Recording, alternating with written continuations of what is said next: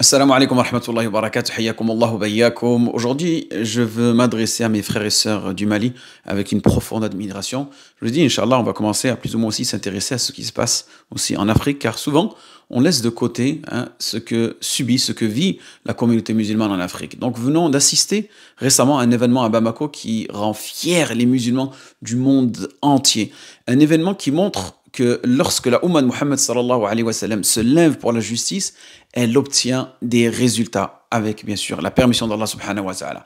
Alors, qu'est-ce qu'il s'est réellement passé à Bamako, au Mali? Deux imams maliens ont affirmé d'une manière sage et respectueuse la position des imams de l'islam, dont l'imam Malik rahmatullah alayh, sur la participation des musulmans aux fêtes chrétiennes, et en l'occurrence celle de Noël et le réveillon. Le réveillon, bien sûr, de la nouvelle année grégorienne. Et ils ont simplement dit que ce n'était pas permis pour les musulmans d'y participer. Et je souligne qu'ils ont rappelé qu'il faut toujours adopter le bon comportement islamique avec toute autre personne, qu'elle soit musulmane ou pas. Cependant, ces fêtes sont spécifiques aux chrétiens. Et les musulmans ne doivent pas y participer car nous avons, nous les musulmans, walillahi alhamd, nos propres fêtes. D'ailleurs, le prophète sallallahu alayhi wa sallam, lorsqu'il est arrivé à Médine, Médine Munawwara, les Médinois avaient deux jours durant lesquels ils se divertissaient. Et le prophète sallallahu alayhi wa sallam a dit, quels sont ces 2 jours? Et ils répondirent, nous avions l'habitude de nous divertir durant ces 2 jours dans la Jahiliya. Et là, on voit que le prophète sallallahu alayhi wa sallam, il prend en considération le contexte. Il prend en considération aussi ces personnes qui vivaient dans cet endroit-là à une période précise.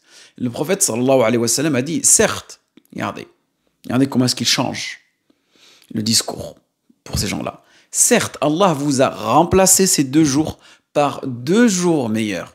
Le jour du sacrifice et le jour de la rupture du jeûne. C'est-à-dire, Yawm al-Adha wa Yawm al-Fitr.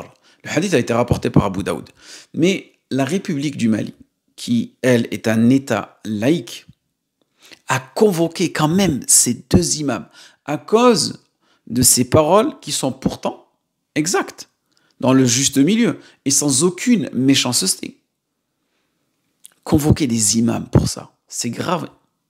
Et en plus, cela contredit, entre guillemets, la liberté d'expression que garantit, soi-disant, l'État malien. Et cette liberté d'expression qui est souvent accordée à tout le monde, sauf à qui? À nous, les musulmans. Parce que nous, c'est pas la liberté d'expression qu'on prêche, nous, c'est la vérité, al-haq. Mais mes frères et sœurs, ce qui s'est passé au Mali est une leçon pour nous tous en réalité. Le peuple malien n'a pas accepté cette injustice. Et de nombreux hommes, femmes et les jeunes de notre Ummah se sont levés comme un seul homme, quel Bounyan ou Morsos. Et ils se sont réunis devant le tribunal pour dire non, non à l'oppression, non à l'injustice, et oui à la vérité, et oui à l'islam. Allahu Akbar, Abdallah Koïta, vive Abdallah Koïta, vive Imam Ouattara, vive Imam Ouattara. Et suite à cette pression populaire, le tribunal a relâché les 2 imams. Vive Abdallah Koïta, vive l'islam, vive l'islam. Al-Islam ya'alou, wa la yughla alayhi. Al-Islam ya'alou, wa la yughla alayhi. Vive Abdallah Koïta, vive. Totalement. Donc, alhamdulillah, vous voyez, lorsque on se lève contre l'injustice. Et sachez, mes frères et sœurs, que ce n'est pas la première fois qu'un tel événement a eu lieu dans l'histoire. Si on revient à peu près au 3e siècle hégirien, donc à peu près 7e siècle, on va dire, grégorien, un peu plus. 3e siècle hégirien à Bagdad. Un événement qui nous fait penser à celui dont on parle. L'imam Ahmad ibn Hanbal a été emprisonné. Et il y a une rumeur qui s'est propagée. L'imam Ahmad est mort. L'imam Ahmad est mort sous la torture. Et les gens en colère sont allés massivement manifester aux portes du palais. Et le calife, qui était à l'époque Al-Mu'tasim, a eu peur.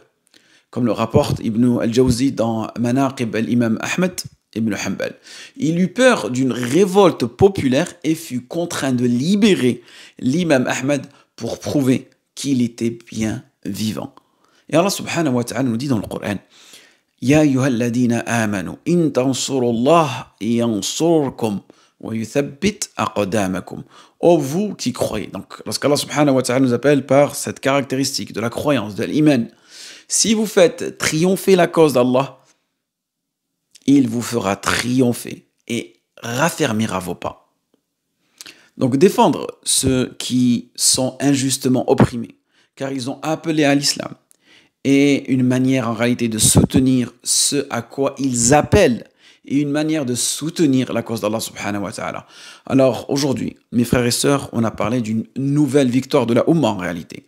Certes, une petite victoire, mais qui est porteuse d'espoir, qui montre que cette Taïf al-Mansoura est toujours existante, peu importe où est-ce que se trouve, et peu importe le moment et l'endroit. Et rappelons-nous que nous devons toujours rester du côté de la vérité, du côté du haqq, de la vraie justice, et nous devons toujours mettre notre foi en Allah et notre aqidah avant tout.